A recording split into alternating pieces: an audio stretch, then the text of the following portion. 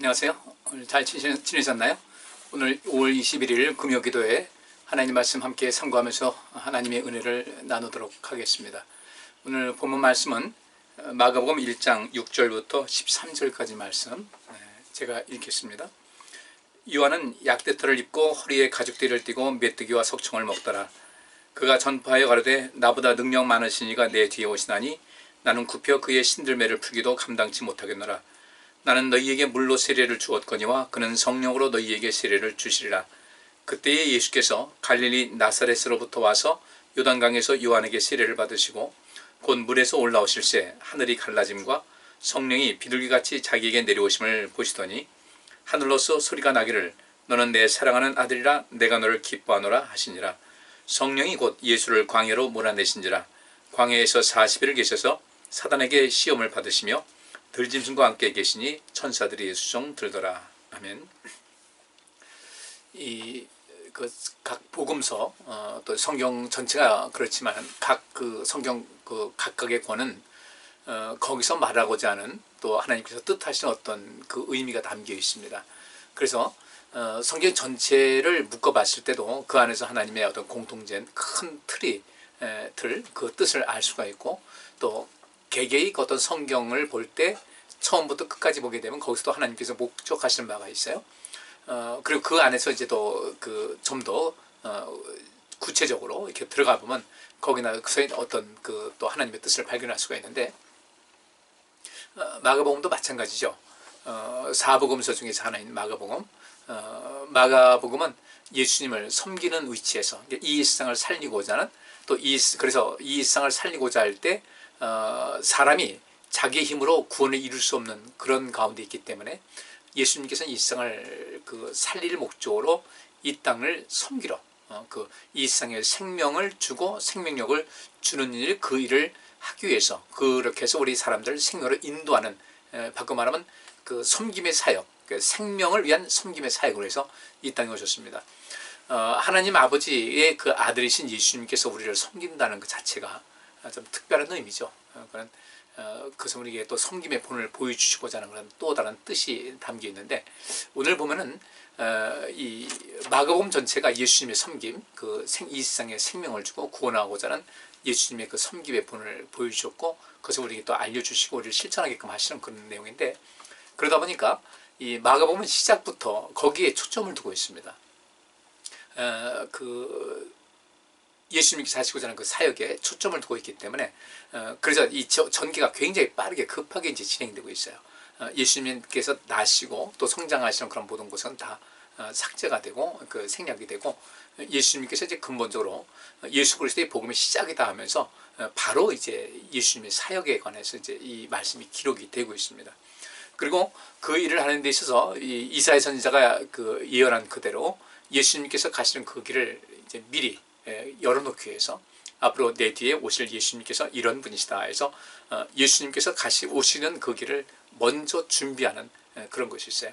지금 대통령이 미국에 갔잖아요. 미국에 갔는데 무작정 가는 건 아니에요. 우리 보통 사람들 오늘 한번 만나, 가서 만날게, 이런 것이 아니라 이미 한국과 미국이 이렇게 대통령 회담을 하기로 했으면은 미리 만나서 그 실무팀들이 만나가지고 그때 어떤 의제를 가지고 이 대화를 나눌 것인가에 대한 것부터, 모든 그 의전이라는 것부터 또 그 숙소 이런 모든 아주 굉장히 세세한 부분까지 경호까지 해서 우리는 이 경호팀이 얼마나 가겠다, 몇 명이 가겠다, 또 그쪽에서는 경호팀이 어떻게 할 것이다 부터 시작해서 여기서 또 같이 동행할 이런 사람들부터 시작해서 굉장히 세세하게 그 계획을 짜놓고 그렇게 가는 것이거든요. 그래서 마지막에 실무팀들이 미리 회담할 그런 모든 것을 사전에 다 조율을 해놓고 또 마지막에 이제 두 대통령이 만나서 거기에 대한 확정을 하고 공동 성명을 이야기하고, 또 거기서도 물론 합의가 안 되는 그런 부분이 있겠죠. 일단 이 부분은 그때 가서 더 얘기하자. 합의가 안 되는 부분도 있겠지만 어쨌든 이렇게 미리 다 되는 것이거든요. 그러니까 세례 요한도 바로 그런 면에서 이 땅에 먼저 와서 주님의 길을 예비를 했는데, 여기도 길게 거에 대한 이야기는 나오지 않고 있습니다. 그 6절 말씀에 요한은 약대털을 입고 허리에 가죽띠를 띠고 메뚜기와 석청을 먹더라 라고 하면서 그가 어떤 사람인가에 대해서 아주 상당히 간단하지만은 구체적으로 좀 말이 어순이 그 엎여 있는 것 같아요. 근데 간단하면서도 굉장히 그 속에 함축된 내용이 많이 있다는 것입니다. 그런 약대터를 입었어요. 그러니까 광야에 사는 그런 삶의 모습입니다. 도시에 살게 되면 뭐 이런 옷도 입고 저런 옷도 입을 텐데 그런 광야에 사는 입장이기 때문에 거기도 뭐 추위도 있겠죠. 또 이렇게 안전하게 난방되는 것도 아니다 보니까 그런 사람이었다. 광야의 생활이 아주 익숙한 사람이었다는 것이 약대틀을 입었다. 허리에 가죽띠를 띄웠다. 그리고 메뚜기와 성청을 먹었다 이런 것이 광야 생활 속에서의 어떤 그 모습, 더 절제된 모습, 그리고 그가 그 일자마자 식량으로 삼는 이런 모든 것도 뭐 어떤 도시에서 사는 사람들과의 모습은 다르다. 그러니까 굉장히 하나님과의 그런 관계에서 기도 생활과 어떤 금욕적인 생활, 그리고 하나님 말씀에 몰입해서 그 말씀을 연구하고 또 그것을 또 전파하는 그런 귀한 사명을 가진 그런 사람으로서 이 사람이 예수님께서 이 땅에 오셔서 행하실 그런 모든 것에서 길을 준비하는데 합당한 사람이라는 것을 여기서 이제 간단하게나마 말씀을 하고 있습니다. 그리고 그는 이 사람들에게 전파하고 외쳤어요. 또 이렇게 설교하듯이 한 거예요.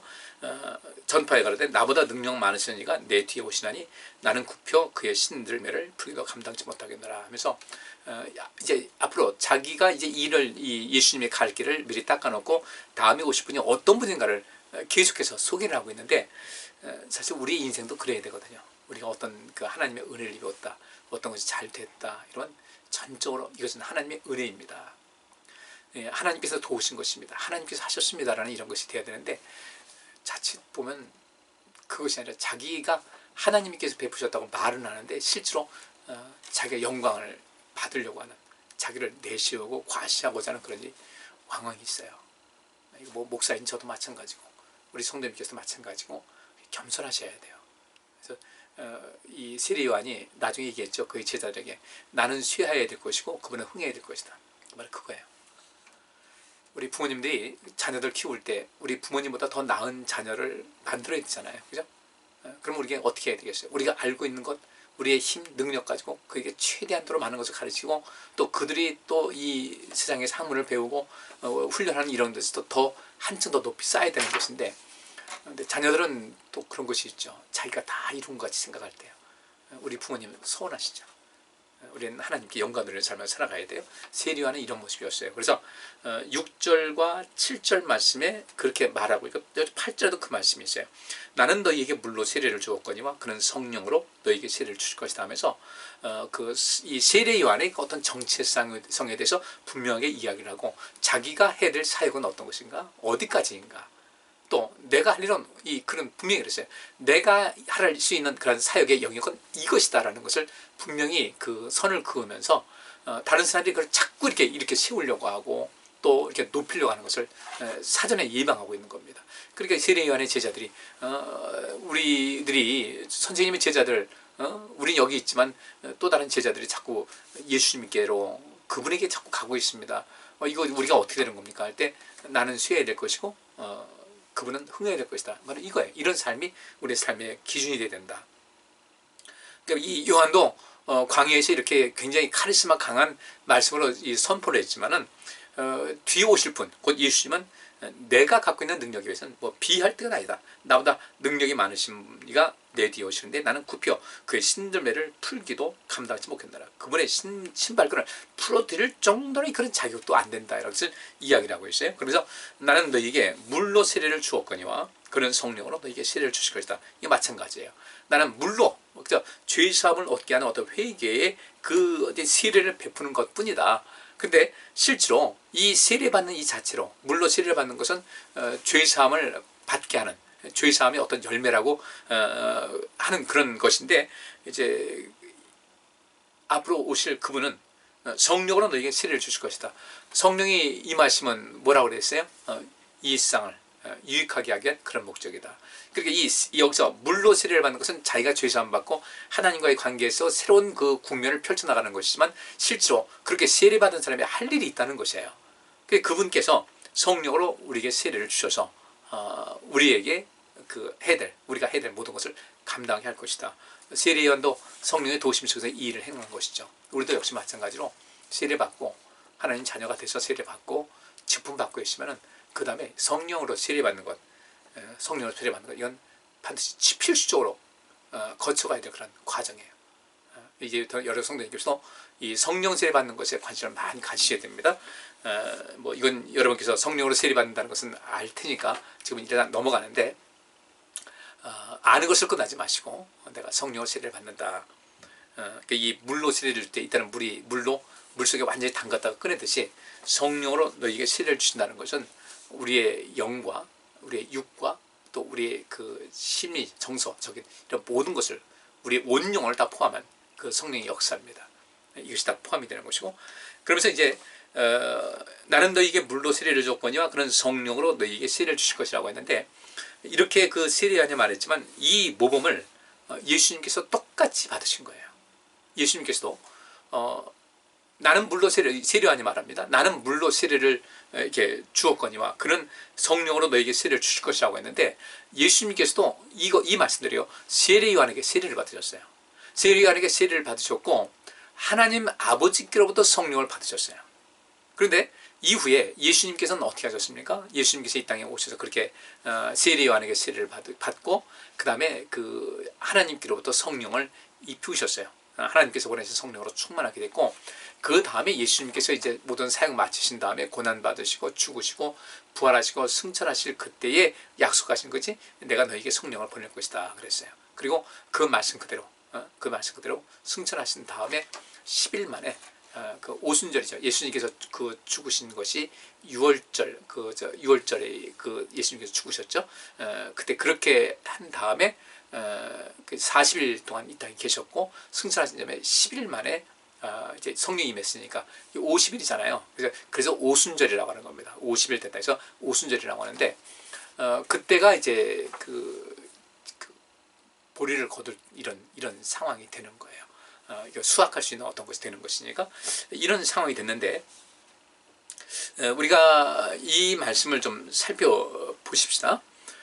예수님께서 세례 요한에게 세례를 받으십니다. 9절 말씀 보니까 그때 예수께서 갈릴리 나사렛으로부터 와서 요단강에서 요한에게 세례를 받으셨어요.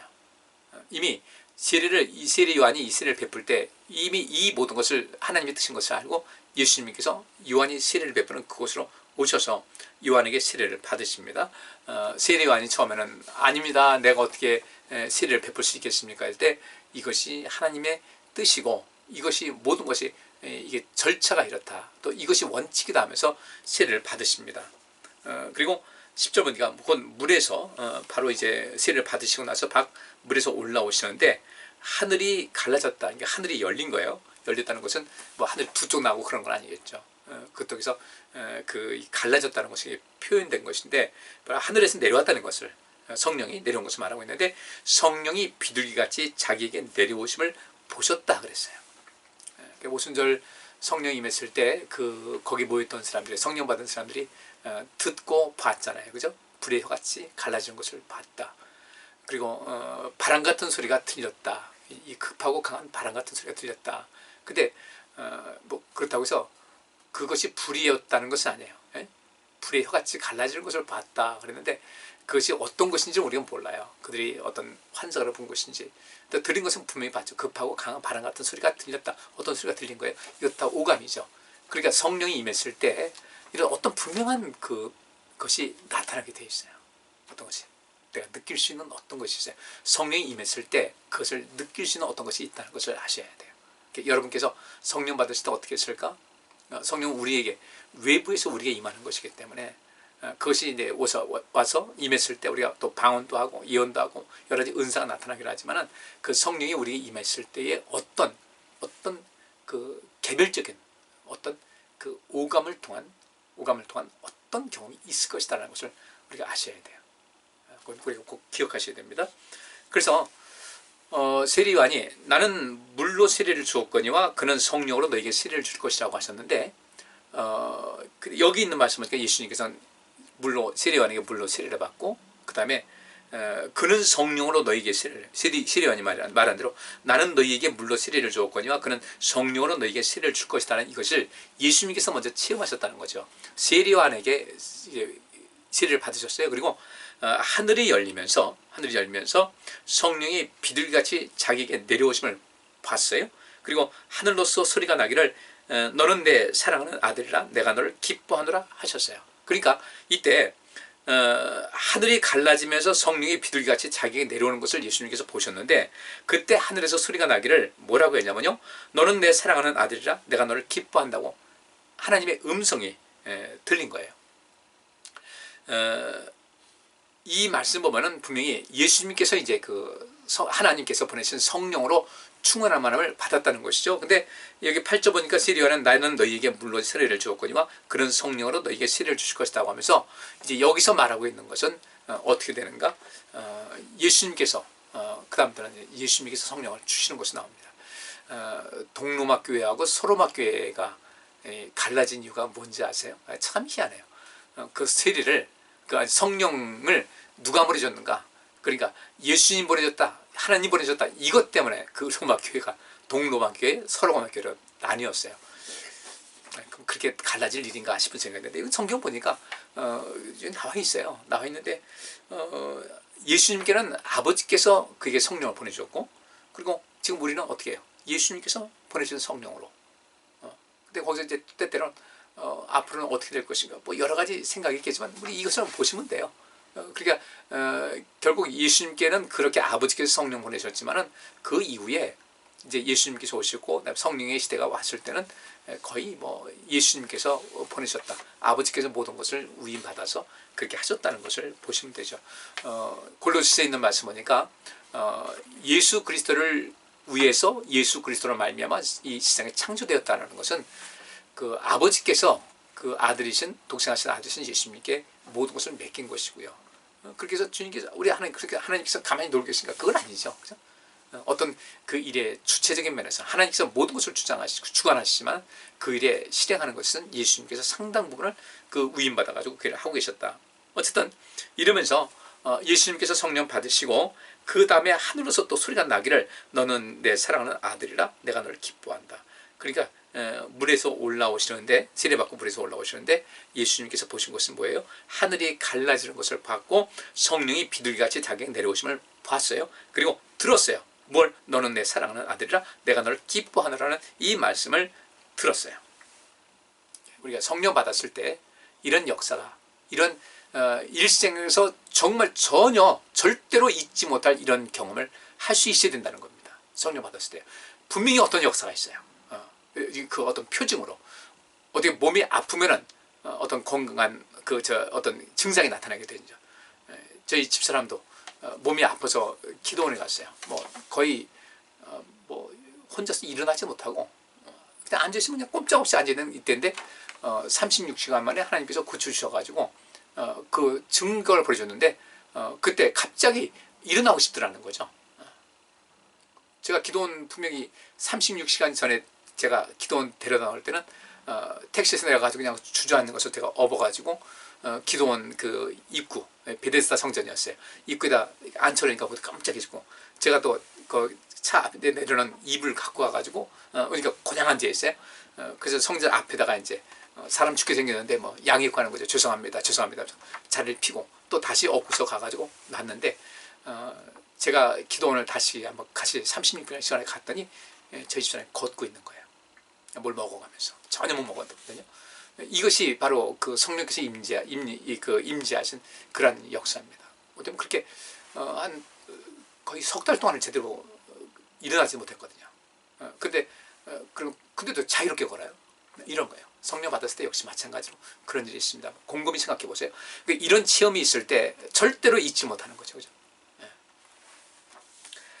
그리고 나서 어떤 일이 있었는가?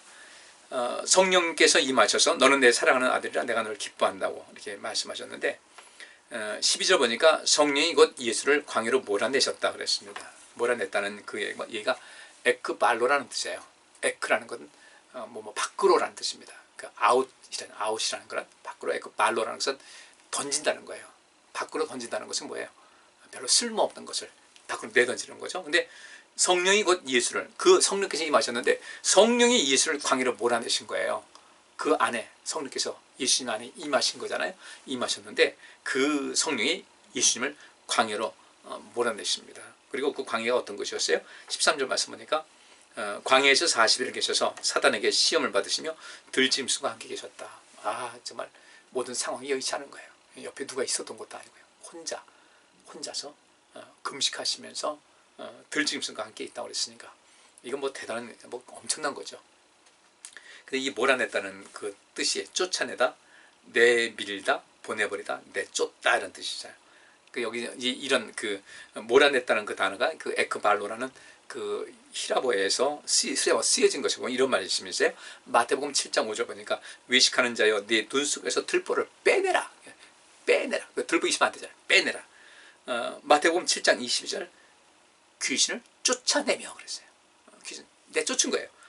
또 마태복음 8장 12절 보니까 나라의 본 자손들은 바깥 어두운 데 쫓겨나 거기서 울며 이를 갈미 있으리라. 쫓겨났어요. 예수님께서 그렇게 됐어요. 내민 거예요. 쫓겨난 거예요. 광야로. 그리고 예수님께서 그 40일을 계시면서 사단에게 시험 받으셨는데 들짐승과 함께 계셨고, 근데 들짐승과 함께 계시는 가운데 위험할 수 있음에도 불구하고 어떻게 됐는가? 천사들이 수종 들었다 그랬습니다. 자, 그럼 우리가 그 광야를 몰아낸다고 했는데 우리는 안 그렇게 했어요. 하나님께서 우리를 때때로 몰아내실 때가 있어요. 근데 우리 아주 그걸 너무너무 싫어하죠. 나는 예수님 그냥 꽃길만 걷고 싶어요. 천국 가서 꽃길 걷기 위해서는 이 땅에서 가치 있고 의미 있고 보람된 그 가시밭길도 걸어가셔야 돼요. 모든 것을 이길 수 있는 힘을 얻어야 됩니다. 40일 동안 광야에서 계시면서 이 사역이 막 시작하신 때입니다. 그 가운데서 성령께서 어떻게 역사하시는가를 예수님께서 경험하셨어요. 그래서 여기서 시험 받으셨다는 것은 어떤 뜻이냐면 시험하다, 인내하다, 자세히 조사하다, 유혹하다, 훈련하다, 증명하다는 얘기예요. 시험 받는다는 것은. 근데 시험한다는 것은, 근데 이 시험한다는 것이 이게 수동태예요. 수동태죠. 시험한다가 아니라 시험 받았다. 인내하다가 아니라 인내를 하게 되었다. 인내하게 됐다. 또 자세히 조사했다. 자세히 조사를 받았다. 유혹했다. 유혹을 받았다. 훈련하다. 훈련 받았다. 증명하다. 증명되었다. 이런 뜻이에요. 그러니까 예수님께서 사단에게 시험 받으셨는데 문자 그대로입니다. 시험 받으셔서 어떻게 보통 인내하지 않으면 안 될 정도로 엄청난 인내가 필요한 그 시험을 받으셨어요. 자세히 조사받았어요. 계속 사단이 그냥 계속해서 예수님을 이리 굴리고 저리 굴리고 합니다. 근데 예수님께서 절대 넘어가지 않으시죠. 그죠? 그때 사단이 손을 튼 거예요. 사단이 유혹을 합니다. 강하게 훈련하듯이 해가지고 이리 훈련하고 저리 훈련하고 이렇게 꼬이고 저렇게 하고, 그래서 마지막에 예수님께서는 증명됐어요. 누구한테? 사단에게도. 나는 안 되겠다 된 거죠. 하나님께로부터 인정받으셨어요. 이와 같이 우리도 마찬가지로 주님께서 우리를 시험하실 때가 있어요. 잘 이기셔야 돼요. 예수 믿고 복 받으세요. 항상 복 받을 거 생각하죠. 예수님께서도 말씀하시기를 자기 십자가를 지고 나를 따르라 그랬어요. 또 고난을 받으라 그랬습니다. 근데 그 가운데 뭐예요? 성령을 받으라 하셨어요. 성령 받으면요, 성령께서 함께 하셨잖아요. 들짐승과 함께 계신 천사들이 수종 들었다. 성령 충만한 가운데 성령께서 역사하시고 천사들이 수종을 들어요. 우리도 마찬가지예요. 그러니까 우리 성도님들 신앙생활 좀 강하게 하세요. 힘있게 하세요. 잘 이기세요. 주춤하지 마세요. 이 어려운 때, 이 코로나 때 우리 주님께로부터 여러분 믿음을 지키게 되면요, 이 상급이 굉장히 큽니다. 이때가 기회인 거예요. 이때 여러분의 믿음을 키우셔야 돼요. 이건 굉장히 중요한 겁니다. 지금 위기같이 보이지만 이 위기는 여러분의 믿음이 옳다 인정을 받을 수 있는 굉장히 중요한 기회이기 때문에 이 기회를 절대 놓치지 마셔야 돼요. 이것이 예수님께서 이 사단에게 시험 받으신 거지. 광야에서 시험 받으신 것 같이. 우리도 마찬가지예요. 코로나라는 이 광야에서 사단이 우리를 시험합니다. 우리 이때 어떻게 할 거예요? 여러분께서 이기자고 힘쓰잖아요. 성령께서 역사하시기 때문에, 또 천사가 수송되기 때문에 이길 수가 있습니다. 결국 이런 그 상황 속에서 이기느냐 지느냐는 것은 내 안에 계신 성령께서 우리에게 분명히 임재하시는데 그 성령님을 내가 무시하고 사느냐, 그 성령님의 뜻을 따라 살고 있느냐, 이 차이입니다. 여러분 지금 어떻게 살고 있습니까? 성령의 뜻을 따라 살고 있습니까? 아니면 성령의 뜻을 거스르고 있습니까? 성령께서 지금 내게 무엇을 원하실까? 어떻게 하기를 원하실까? 무엇을 말씀하실까? 잘 생각해서 잘 선택하시고 그 순간의 선택이 여러분 삶에 큰 영광 되시기를 주의 이름으로 축복합니다. 기도합니다. 하나님, 오늘 말씀 속에서 주의 뜻을 알게 하시고 지혜로운 판단, 지혜로운 선택을 하는 복된 성도의 삶을 살아가게 하여 주옵소서. 성령께서 함께 하실 것을 믿고 늘 승리하게 하여 주옵소서. 예수 그리스도 이름으로 기도합나이다. 아멘. 예, 감사합니다. 수고하셨습니다. 편안한 밤 되시기 바랍니다.